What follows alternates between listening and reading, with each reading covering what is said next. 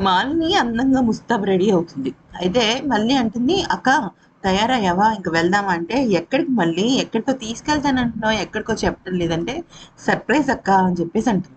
మరొక వైపు వసుంధర ఇంట్లో వరలక్ష్మీదేవి వ్రత కార్యక్రమాలు సిద్ధమైపోతుంటే, ఇక అరవింద్ చూసి షాక్ అయ్యి, మాలిని ఇంటికి అస్సలు రాదు అంటే, అప్పుడు వసుంధర అంటుంది, ఖచ్చితంగా వస్తుంది, మళ్ళీ తీసుకొస్తానని నాకు మాట ఇచ్చింది అని చెప్పడంతో అరవింద్ షాక్ అయిపోతాడనమాట. ఎందుకంటే మళ్ళీ కూడా వస్తుంది అని చెప్పడం జరుగుతుంది.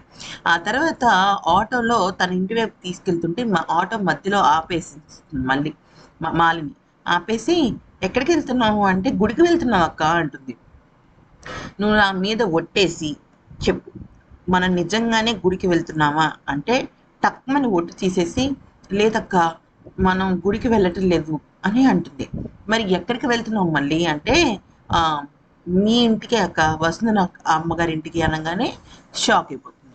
సో ఇంకా ఇప్పుడు మాలిని వెళ్ళదు వరలక్ష్మి వ్రతానికి.